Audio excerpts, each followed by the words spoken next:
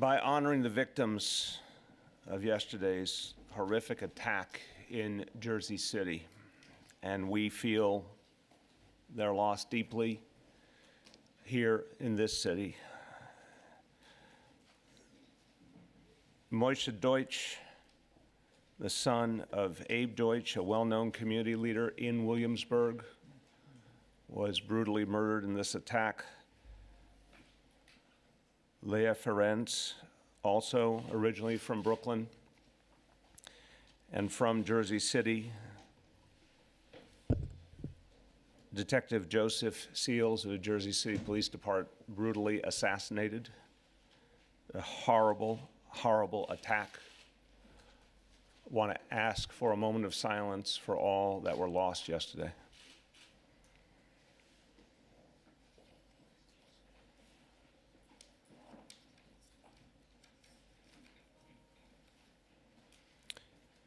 We're here at a very somber moment. We're here at a very urgent moment for this city, but also for this nation.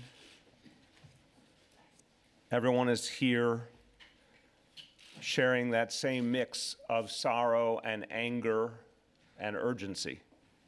I want to thank all the elected officials, the community leaders, the clergy who are present in common cause. And we are all going to be working together. We have been working together for years. We are going to be working together even more intensely in the days to come. I want to thank the Executive Director of our Office for the Prevention of Hate Crimes, Deborah Lauter, who is leading an effort to work with communities all over the city to get at the root causes of the challenge we face.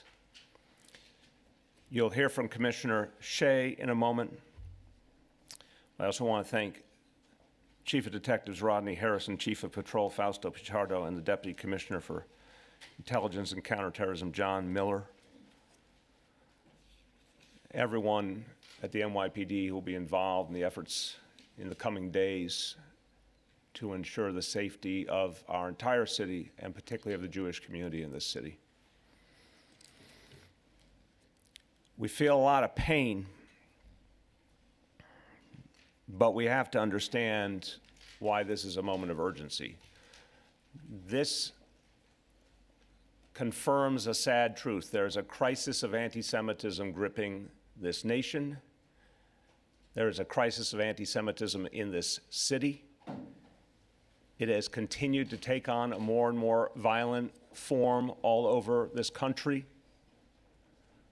Now we have seen this extraordinarily extreme form of violence reach the doorstep of New York City. And we have to take that as a warning sign. We have to understand, as I've heard from so many members of the Jewish community, that people are now living in constant fear. Members of the Jewish community have told me they no longer feel comfortable wearing anything that is a symbol of their faith for fear of an attack.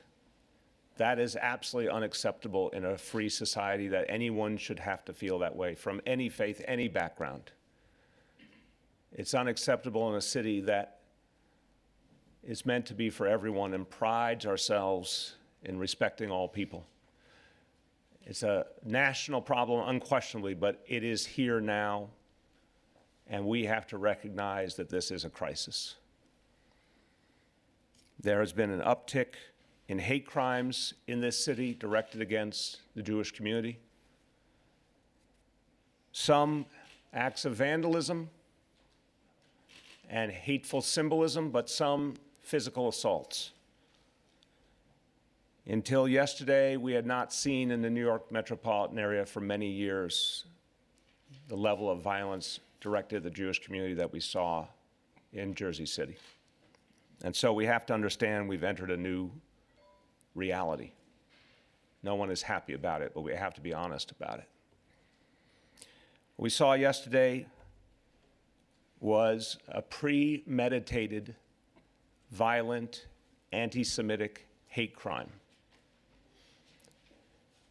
In other words, you can say it was an act of terror because it was premeditated, because it was violent, because it was directed at the Jewish community. There's still a lot we need to know. The investigation is preliminary, and we only have some of the picture of what happened in Jersey City. But it is enough to tell us that this was an act of hate and an act of terror. Anti-Semitism, I don't have to tell anyone here, but it's worth saying for all New Yorkers. Anti-Semitism is not a new phenomenon. It is centuries old.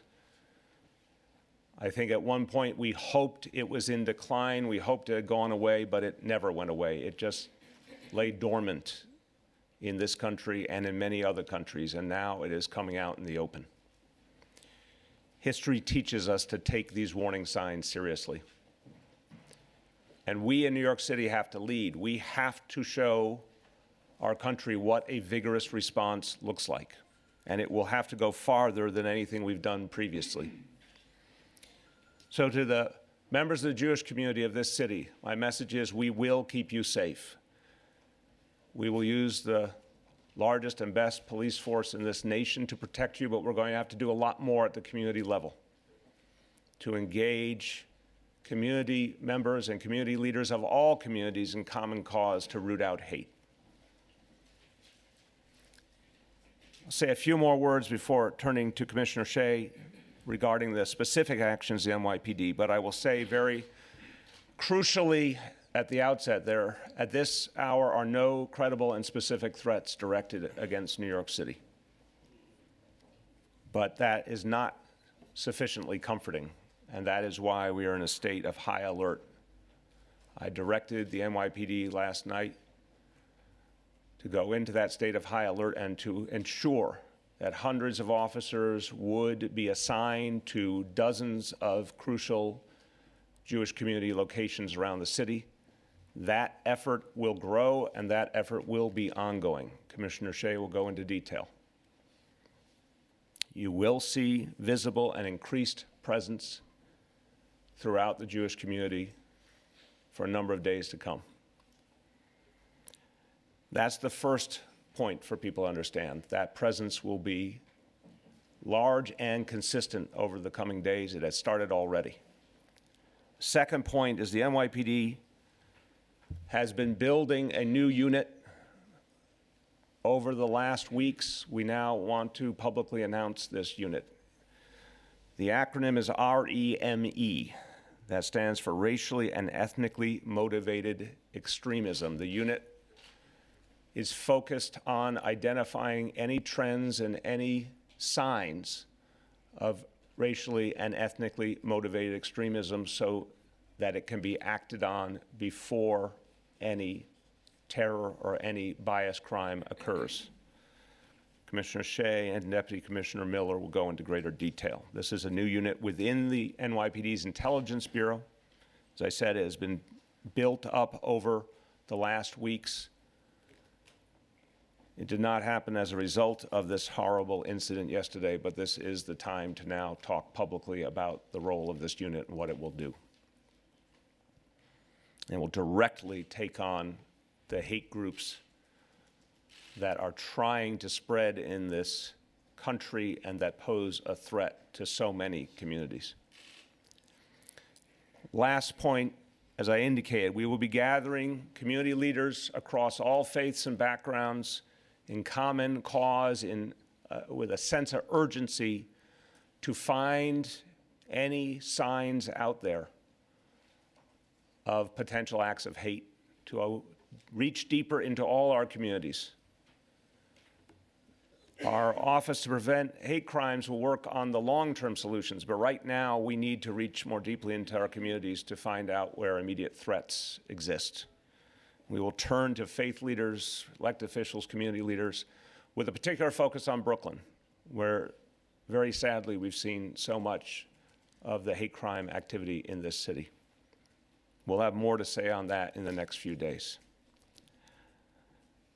But one thing I want to remind anyone who ever even ponders committing an act of hate in any way, if anyone out there is even thinking about committing an act of hate, the NYPD has proven that it will find you, it will prosecute you, and you will suffer the consequences. We have to be very clear. We seek to move the people of this city in all the right and positive ways, but for those who refuse to respect their fellow New Yorkers, there will be very serious consequences. And hate crimes, to make it very simple, once any crime is committed, there will be consequences. Once it is proven as a hate crime, there will be additional time in prison. To close, before turning to the Commissioner, history has shown us over and over again the danger of silence. And no community understands this better than the Jewish community. Silence can be fatal.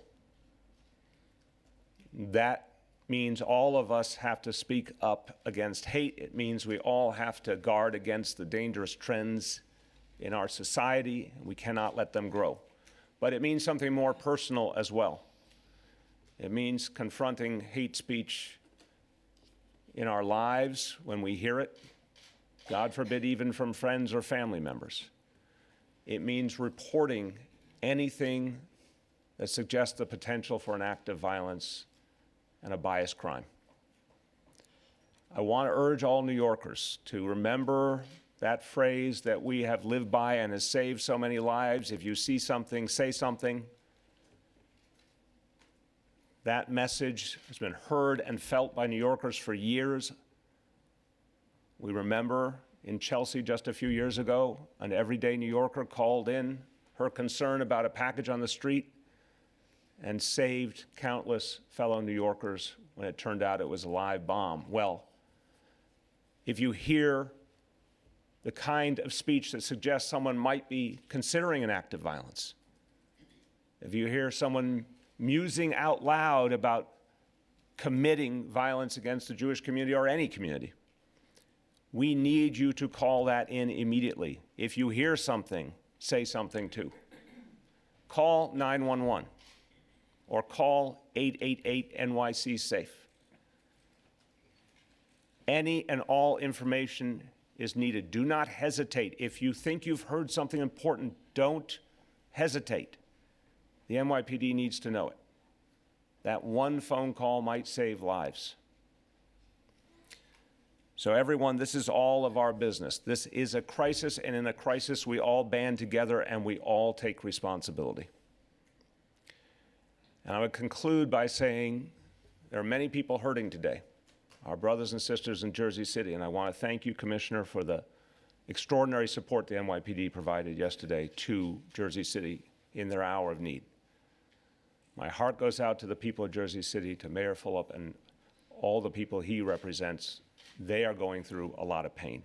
The families who have lost their loved ones, the people who were injured.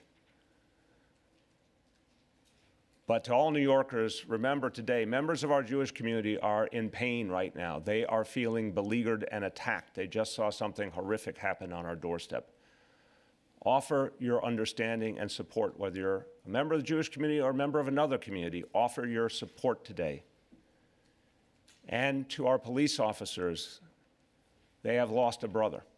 And one thing that I know from working closely with law enforcement, it doesn't matter which part of law enforcement or which state our officers come from. Whenever an officer is killed, all other members of law enforcement feel that pain. So offer your condolences and support to the members of the NYPD today. With that, turn to Commissioner Dermot Shea.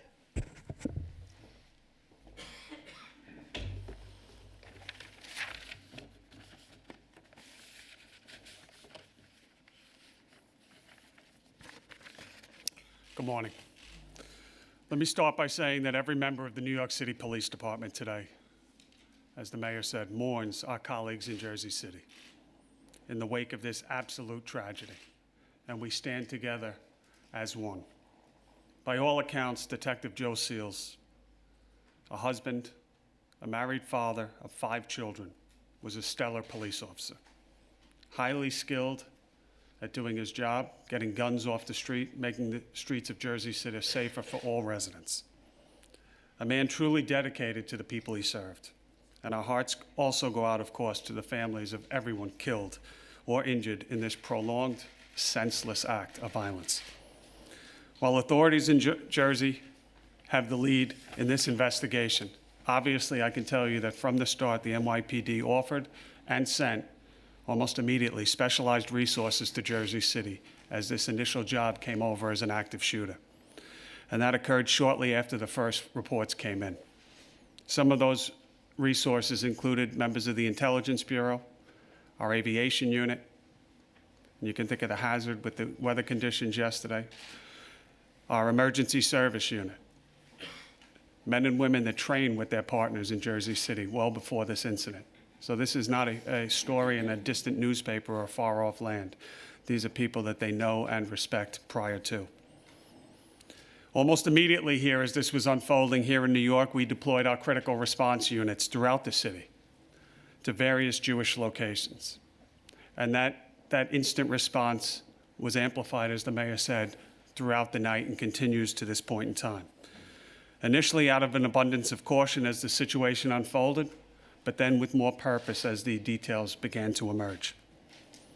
Those counterterrorism bureau deployments were maintained overnight. They have been expanded today, and they will be in place until we feel it is safe to remove them. But I will tell you that we stand committed to keep members of the Jewish community and all New Yorkers safe from any act of hate. In fact, this morning I visited one of our police officers stationed outside one of the largest synagogues in the world, Temple Emmanuel, right off Fifth Avenue in Manhattan. Members of our Community Affairs Bureau are engaged as well. We'll be in touch with leaders of the Jewish community throughout the day today, as they do every day. I'll reiterate now what we've been saying since yesterday. There is no known nexus at this time between the attack in Jersey City and New York, and that as the investigation moves forward, we will continue to be in direct contact with authorities in Jersey City and our federal law enforcement partners, including the FBI. I will urge everyone, however, to keep going about your business as usual without fear. That is how we defeat terror. But to always remain vigilant and aware of your surroundings at all times. If there is anything, no matter how slight, that you see or hear that makes you uncomfortable in any way, anything that doesn't look or seem right, tell a police officer. Call 911. Call 188 New York City Safe. Thank you, everyone, for this, and I say that we denounce this act of senseless violence. Thank you, Commissioner. This horrible tragedy has particular meaning for members of the Satmar community in Brooklyn who have lost members of their own community, including, as I said, the son of one of the prominent leaders of the community. We are joined by someone I have known for decades and respect highly. I want him to speak on behalf of the community, Rabbi David Niederman.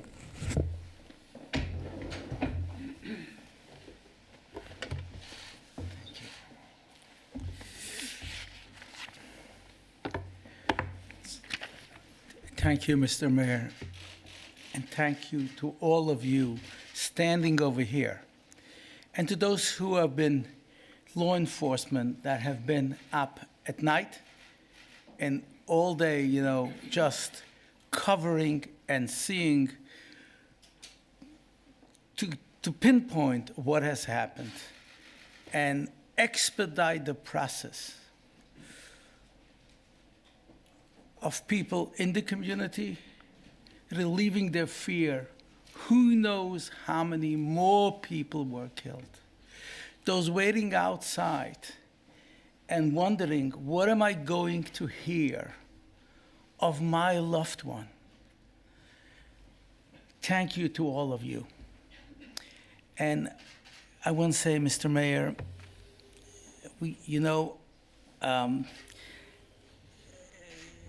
you have a special place in our heart.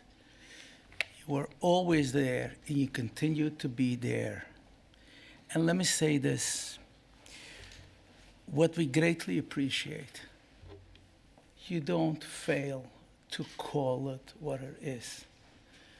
When people were thinking this is something general, you were there and said, anti-Semitic. And we commend you for your courage. Because once you say that, different resources come into place. And therefore, all of us, the Jewish community and our public, can feel safe. And I know how much effort you put into making New York the safest place. And let me say that I'm grateful to NYPD and the different units, as you said before. You went out over there, and that helped the process. And who knows, God forbid, how many lives of children would have been killed if not that massive presence over there. So we thank you, and I want to tell you, Deborah has been a jewel in your administration, and she has been once and coming again. And we are trying to do, Mr. Mayor, what you said, of bringing the communities together. We are one community. And therefore, let us not be divided by hatred that has no place. One who commits a crime against, one who commits a crime for anti-Semitism, it's also for racism and for everything. That is hate. Hate does not differentiate. So by us working together as New Yorkers in local communities to try and stop that terrible rhetoric that has resulted in such horrific incident, let us call that something for the past. If I may say for a minute, and I'm sorry, I might be speaking out of turn, but I'm overwhelmed. We all heard how decorated the police officer whose life was lost, may he rest in peace.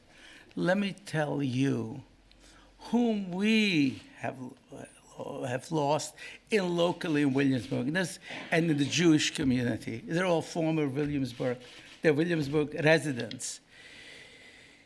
Mendel Ferenc, may she rest in peace, was a pioneer. She and her husband were from the first people who moved to Jersey City, who could not afford a home for their growing family, and figured, let's go to places where it's cheaper, and I'll make an example. I'll go there. I'll open a grocery store so that families can go and shop locally, and therefore growing the community, alleviating the pain of so many thousands of families who live under unbearable conditions. What are we going to, and this is whom we lost. And the question we ask ourselves, what are we telling the 3 children that were lost? How do we explain that? This is something that made me, I was up all night and said, how are we going to deal with it? How long are these children going to live with their scars that will stay with them for the rest of their lives? But they should be able to go on with their lives. She was a lady full of love for others, and unfortunately, her life was cut so short. Let me go to Moshe Deitch, whom I know personally. Mr. Mayor, you said you know Abe Deutsch, one of the pillars of the Williamsburg community, not only Satmar, not only the UJO, the most active member in the UJO, but I want to tell you that as doorsteps at home, and we praise and studies every day, you have people, individuals coming there for help, for anybody. And Moshe himself studied and found his time to help not only his peers from his yeshiva, but other kids. And he was one of the major organizers in the major food drive, Pesach food drive, that 2,000 families get every year. This is Moshe, and this is Abe. I couldn't pick up the phone. I couldn't face Abe, and it hurt me. I could not face him, and he reached out to me with a text. And let me read to you what he said. This was 9:05. I just spoke to Councilman Chaim Deutsch, because Chaim called me, asked me, I spoke to him. I said, I can't speak to him. The pain is so big, and I simply cannot be there and face him. So he writes to me, please keep in mind, and let me read to you in Hebrew what he wrote. Uni yodem mashem yutzadover. Yerutzen shlo yishuma oit shoyd v'shever bigvelayne. We know it's from Hashem. We accept that. And it should be His will that we should not hear anymore like this, such a tragedy. This is our fate of a Jew who believes that this was supposed to happen. But that is not the answer for those murderers to commit that. We as a society, I remember a New York Times article, is a Jew safe in New York City? And unfortunately, we see now that we are not safe in the New York metropolitan area. So we thank you for what you are doing. We are grateful to the mayor who reached out, the mayor of Jersey City, and deployed whatever he had to try to stop any further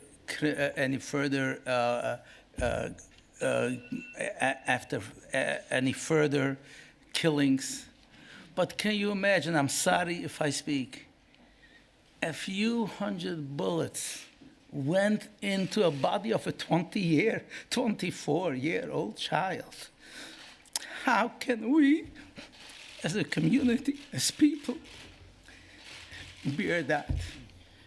I'm sorry, just want to say, I'm sorry for that. No, don't be sorry. But thank you for what you are doing, but as a society, we as the federal, state, and city government, local government, working together, erase that hate, which is, as you said, Mr. Mayor, it's not only to the Jewish community, but to any community that's experiencing that. And just to any, those killings just for gang robberies and money, this has to be stopped. You are working to make this a safe city. May Hashem give you the ability to continue to have this city as the safest city, and that all communities, including us in the Jewish community, feel that we are safe with God's help. Thank you very much.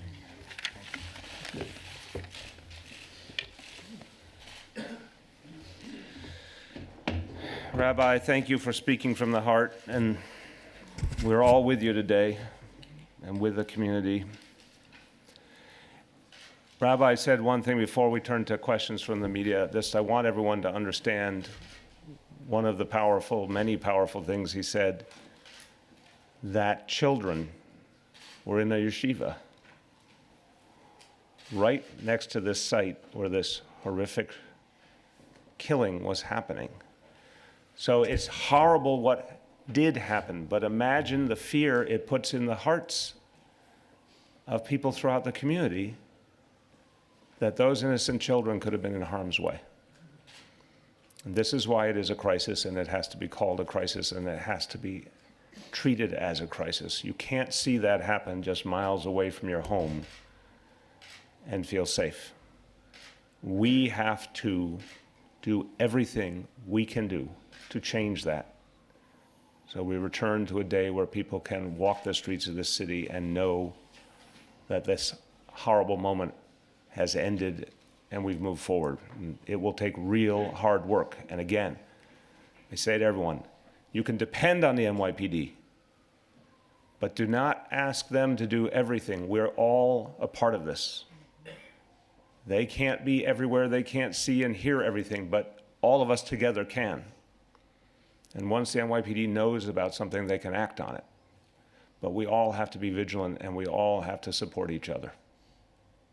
With that, take questions from the media. Yeah. Could you talk a little bit more about the new unit, and how it works with the hate crimes task force? Dermot, John? I'll kick it off and I'll pass it to John. But let me just say, we've seen an increase this year in anti-Semitic hate crimes in New York City. I think it's been well documented this year. And where we stand today is a 22% increase. And at times there are some that may look at these and downplay them. Well, they're just a sign etched on a window or in transit. Let me be very clear. The NYPD treats every one of these as serious incidents. We have the largest hate crime unit in the country. I think there's a relationship between those incidents and this. And I don't mean one that you can tie together. But there's an escalation. You see swastikas being drawn. You see a brick thrown through a window. You see a woman walking with her kids, walking down the block and having her wig ripped off her head. And sometimes it's kids, but there's a common theme here. It's ignorance and it's hate. And it's got to be denounced by everyone.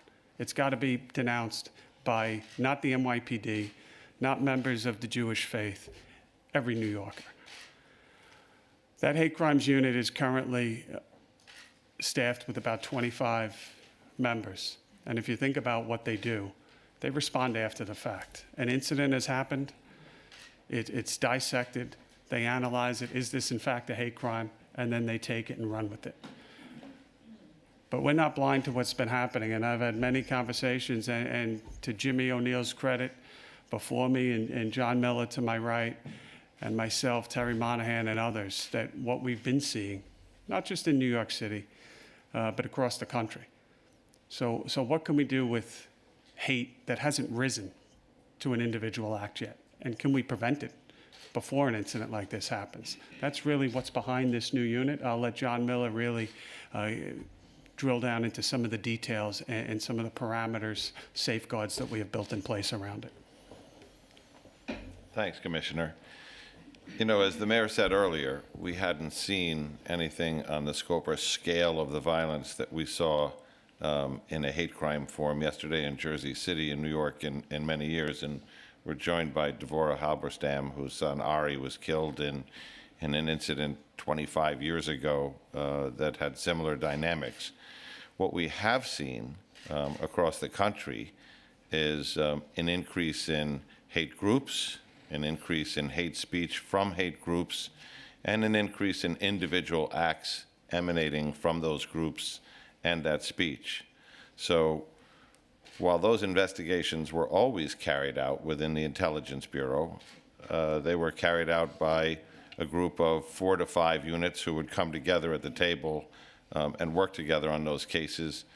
This summer, in the course of a single weekend, when you saw an attack at a garlic festival in Gilroy, California, followed by one a couple of days later targeting immigrants in El Paso, followed by another in Dayton, Ohio, preceded by the attack of the Tree of Life Synagogue in Pittsburgh because of an actor who was upset about their association with a support agency that actually is headquartered in New York City, or the shooting in Poway.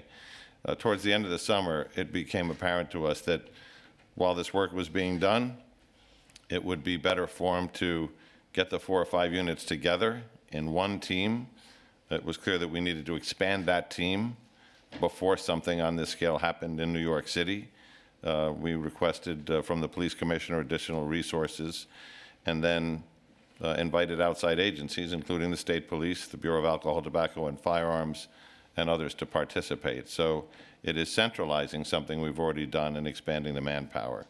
It operates the way the rest of the Intelligence Bureau does on these cases, which is under the hand-shoe guidelines, which gives us the ability to investigate what we need to investigate while carefully guarding civil rights, free speech, privacy, and the rest of the considerations that go hand in hand with that.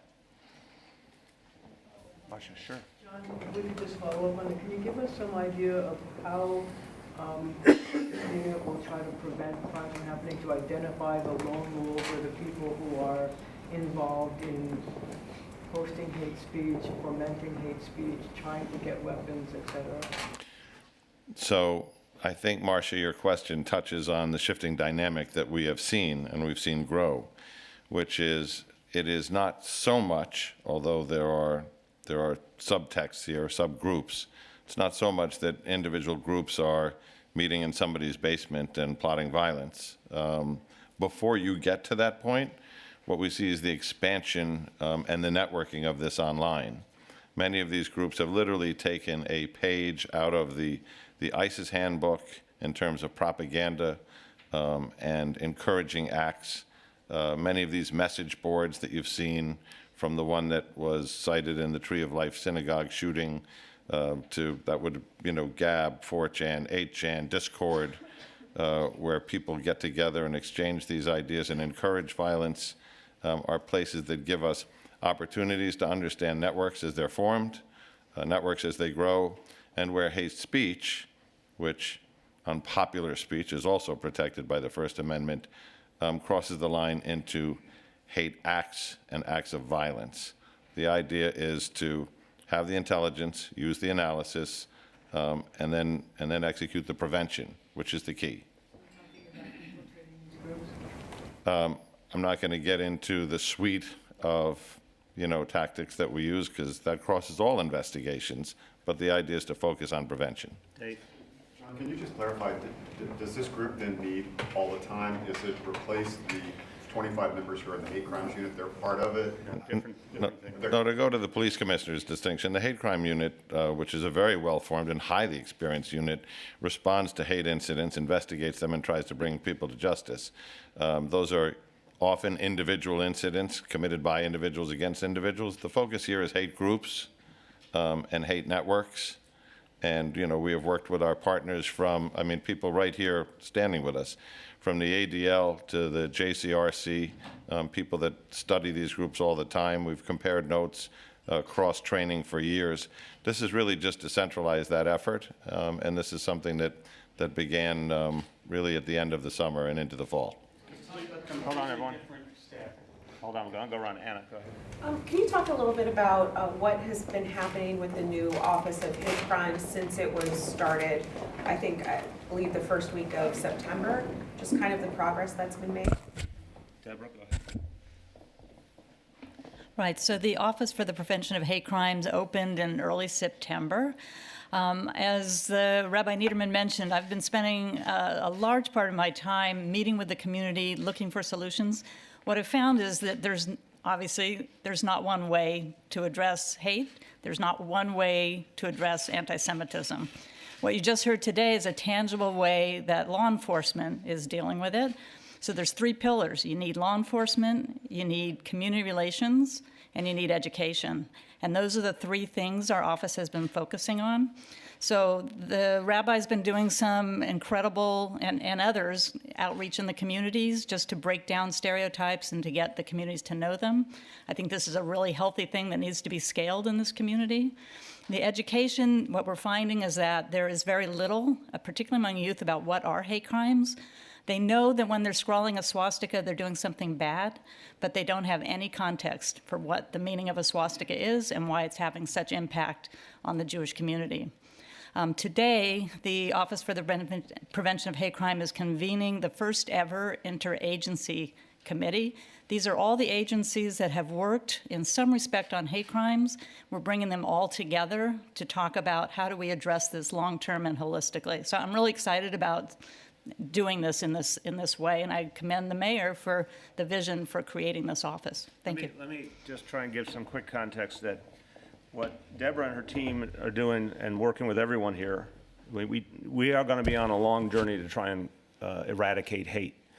But there's really immediate things that we have to do too. And again, we'll have more to say in coming days about some immediate steps we'll be taking at the community level that have to involve leaders of all different communities. The other point is we've got to figure out how to create more consequence. I think there are some crimes that deserve stronger penalties.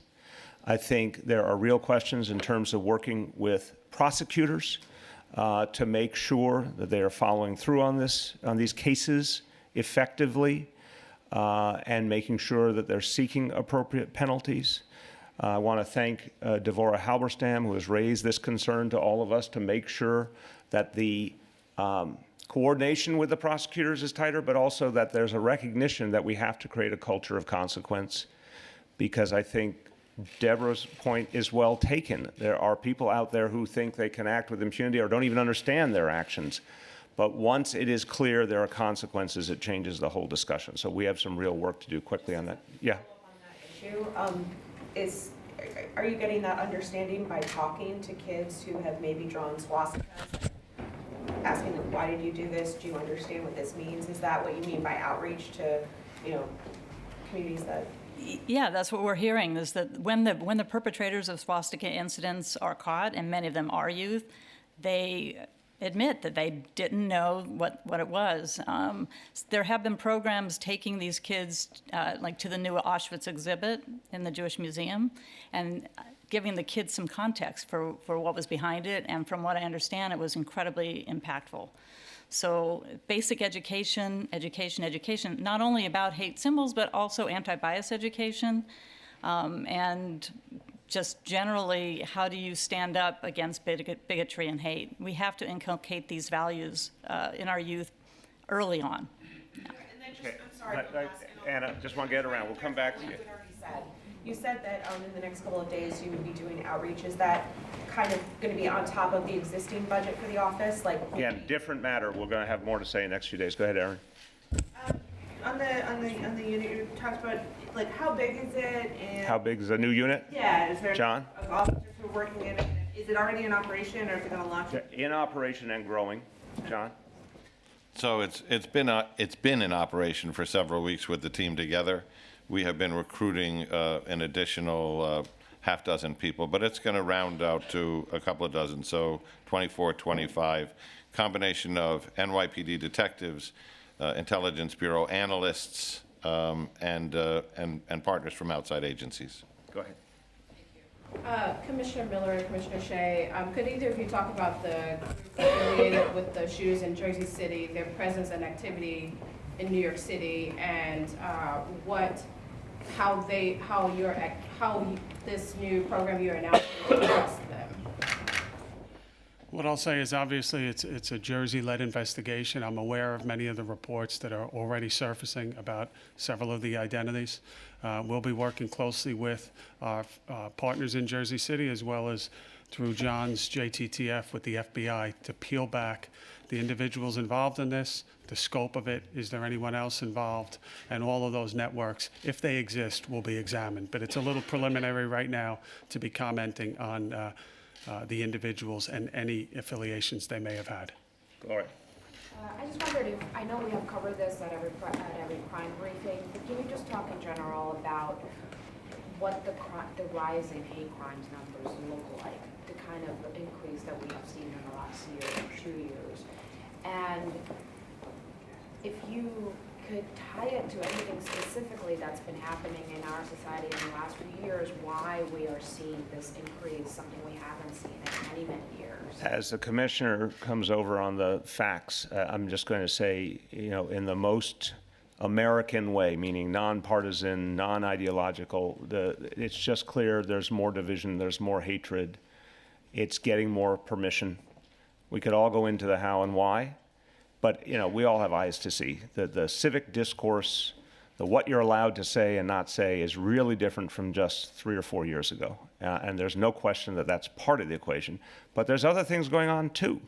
And that's why Deborah and this office exists, and credit to the city council that really leaned in heavily to move this, because we've got to figure out what is wrong, particularly with our young people, that they could be experiencing such a misunderstanding of the world, even to the point of lashing out with symbols of hate they don't even understand, right? That something's profoundly wrong there that's going to take real work at the grassroots level to get at. So I think your question's, the basic foundational question. I wish I had a perfect answer, but I do think more permission has been given for hate, and that's very dangerous on the facts of the cases, numbers.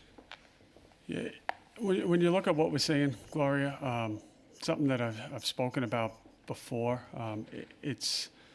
we're up 70 hate crimes reported in New York City this year. Of that, we're up 39 specifically anti-Semitic. The anti-Semitic hate crimes are up 22% this year. And that's a significant increase, an increase of much less, I would say the same. And that's certainly the case. What we're seeing, I highlighted a few examples before. Most of them are not physical assaults, and I don't mean that to downplay what they are, though, in any way, shape, or form. We've seen examples of women walking on the street and people coming up and smacking hats off heads, or wigs taken off. I think about at a most basic level, the lack of respect that displays. We've seen cars pull up and people jump out trying to scare people, specifically young Jewish children that are walking on the street or walking home from a synagogue. Would the courts treat that as the most serious offense? No. Do we? We absolutely do. I think it's systematic of what we're seeing in society, just a basic lack of respect. Are there undercurrents of what are happening in other parts of the country? Clearly. I think, as I said before, the common denominator here is you can call it ignorance, and maybe that's not the appropriate word, but I'll call it that. It's hate. It's a lack of respect for fellow human beings. But clearly, in conversations with the mayor, I mean, this is something that we've seen in New York City in the distant past. We've seen it more recently. Think about the normalcy of this event today. This is becoming the new norm in the United States for a group of leaders to stand up and talk about mass killings. I think it's a sad day, and it says, unfortunately, a lot of wrong things about where we are today. No? Okay. We'll get you the exact facts. Go ahead, Noel. A couple of follow-up questions on some of the stuff you said. First, is there any estimate as to the number of kids you've taken to the Auschwitz exhibit and sort of introduced to the horrors of the Holocaust, and how kids managed to become teenagers and never really realize what the Holocaust entailed and what the swastika meant? Deborah, you want to talk about the... And before she goes, just secondly, you mentioned efforts to tighten cooperation between the police department and prosecutors when it comes to going after hate crimes in the city. Are there any notable lapses that leap to your mind, cases where you thought hate crimes should have been brought as criminal charges but weren't? I'm going to speak broadly to that, but you speak to the first part about what we're doing. And again, your efforts are nascent. Let's remember the office started in September. It's only December, but any kind of sense of what's being built up to bring young people to see these kind of exhibits. Obviously, the Jewish Children's Museum in Brooklyn is another very powerful place for that kind of education to happen. Right. I don't have the exact numbers with me, but you can contact the museum. They have reported a definite increase in the number of student tours that are coming through. From what I can glean, there are a number of already really good resources on Holocaust education and anti-Semitism. It's a matter of how much are they actually being used. Teachers have challenges with time and whatnot, and I believe it's time to look at the values in our schools and do a little bit more concentration on teaching kids, not just to respect the other, respect themselves, which I think will have larger consequences. They also have to understand that when they do these kinds of incidents like a swastika, there is a pyramid of hate, and the Holocaust didn't happen in a vacuum. It started with words, and it started with discrimination and bigotry, and that's why we're gathered today, because every single act that happens needs to be condemned, and we need to set a tone that is not acceptable. So how do you create a healthy a healthy community. And these are ways to do it. Story though, kids, Right. Indulging in a toxic symbol like the swastika and being taken to the museums. I'm Right. sort of curious, have you been on any of these trips yourself? Can you sort of explain to me what you witness as you see these kids? These are profoundly impacting the kids, not just the tours of the museums, but having survivors come and speak to kids. You see kids really understand the consequence of hate. As our survivor community is diminishing, these kinds of programs are more important than ever. I know some assemblymen have been coordinating where that's part of what our office is doing, is looking where these programs have been most effective and trying to scale them up immediately. Okay, wait, come on, we have to keep moving along. Let me speak to your previous points. First of all, I think we're starting to understand more and more. I feel for our young people too, and I don't mean that in the sense of ever tolerating any hatred. I don't tolerate any hatred. I feel for our young people because they're coming up in a more divided society. They're coming up in a more confusing society. They're exposed to, I say this as a parent, way too much information, way too early, including hate speech. We have to understand, and it gets to Dermot's point, some of this is inevitably, unquestionably about the last few years, but some of this is much more foundational in terms of what's happening in our society. It's really dangerous. We didn't know how to prepare ourselves for an age in which a 10-year-old could get access to all the information in the world, including horrible negative voices that 10-year-old doesn't know how to sort out from a positive voice. So we are in a, brave new world here that's not all good by any stretch, and we've got to make sense of it. I think parents, it's, again, a mix of what government can do and what the individual has to do. Parents have to do their best to talk it through with kids, to provide a positive example, to address the problems. I know this as a parent. When all that new information is coming into a child, you have to have a much more intense, engaged conversation to help them make sense of it. So that's part of it. I think all of us at the community level, houses of worship, community leaders are all going to have to work on dispelling hatred and working together and showing unity. Our schools, I agree with Deborah, we're going to have to ramp up. The good news in that is that social emotional learning actually fits very positively and early in a child's educational time with having the ability to talk through these things, understand, respect people more, diffuse conflict. We're going to be doing a lot more of that. But this is multi-layered. On the question of the prosecutions, I don't have a perfect vignette for you, but I can say that we know there's been a culture throughout prosecutors' office. They have such volume to deal with. They do plea bargains. They have to make practical, pragmatic decisions. We understand that, but I also think we can safely say, because hate crimes, unlike some other crimes, have gotten societally much worse, and against a backdrop where hate speech is being given permission, one of the antidotes is more consequences. So we want to work with the prosecutors' offices to make sure, whereas in the past there might have been understandably a plea bargain, now maybe there needs to be a harsher outcome. Or in other cases, maybe there can be a more positive outcome where it's about education and community service. But we got to rethink the whole equation at this point. Who has not gone? If you haven't gone, want to give you a chance? Yes. Can you elaborate on what you mean by a harsher outcome? Do you mean people should go to prison who ordinarily would not go to prison? I think that is case by case. So please, everyone up here, especially those in law enforcement, would be the first to say each case is individual. But I do think that we need to have a culture of consequence. So that means for some people, yes. Some people should go to prison who are not. Some people should go to prison for longer than they're going now. We've got to break the back of this problem. Can you just elaborate on what specifically you're doing in Brooklyn? You'd mentioned that at the top. Yes, we'll say more in the coming days, but I think it is no one's shocked by the fact that the biggest challenge we have faced in terms of the growth of hate crimes is in Brooklyn and in relatively few neighborhoods in Brooklyn. We have to double down focusing on those neighborhoods, but that's everyone. And the folks who are here from Crown Heights will tell you they've experienced some problems lately, but they're also the place that can give the best example in this city of people banding together across different communities to address previous horrific, hateful acts and really finding a way forward as a community. So we have to deepen that. We need to bring together leaders in Brooklyn and then citywide as well, for a very immediate response. We are shaping that now, and we'll have more to say in the next few days. Is Brooklyn getting more of the cops we discussed earlier? Where the need is in terms of Jewish community, obviously it's one of the biggest Jewish communities. Let me do these two and we'll complete. Mr. Mayor, I wonder if you could talk to your constituents who may feel that Jews are different, that Jews are to be feared. What would you say to them to convince them that's not the case? And Rabbi Reutimann, I wonder if you could also answer that question. Rabbi Niederman will go in a second. I'll say this. Marcia, it's such a big question and a very fair question, but an important.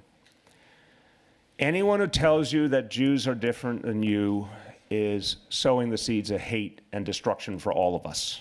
It's as simple as that. Deborah said it a moment ago. Don't treat the Holocaust like something that could never happen again. Don't treat any horrible acts of hate against any community like they couldn't happen here. History is trying to not just talk to us, it's screaming at us right now that the exact same patterns are being played out.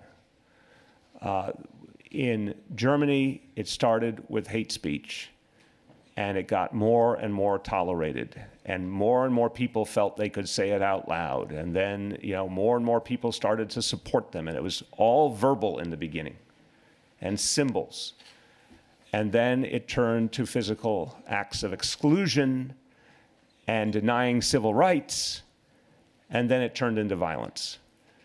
And so many communities have suffered over the years. I mean, New Yorkers can understand the suffering of each of our own communities. Put yourselves in the shoes of the Jewish community right now. There are people living in this city who are in concentration camps. I have met some of them.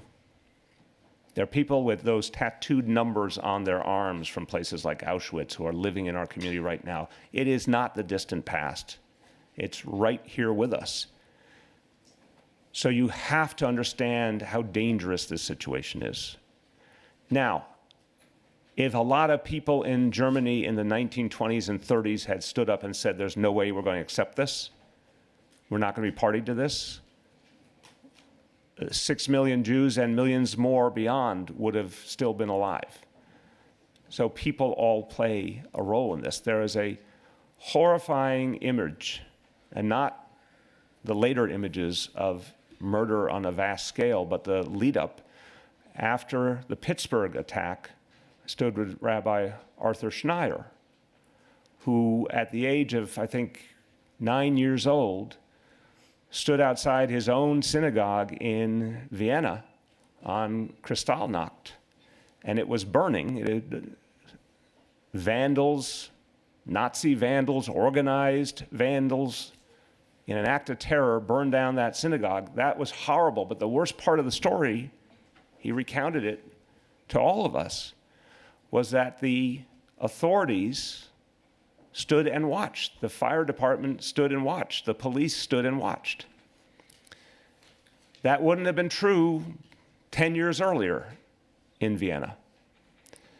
So the words of hate and the small acts of hate turn into a much greater danger that will threaten us all. And it has to end here and now. This is a place where it actually can be stopped. And we will use all the force of the NYPD, but we have to go much, much deeper than that. Rabbi.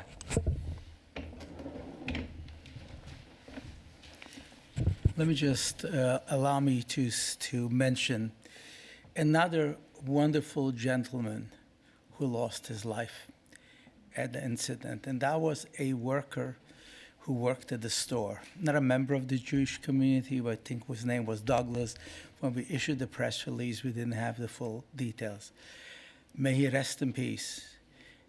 He served everyone who came into that place fairly, and our heart goes out that he's also part of what we now call a list of dead people because of horrific criminal activity.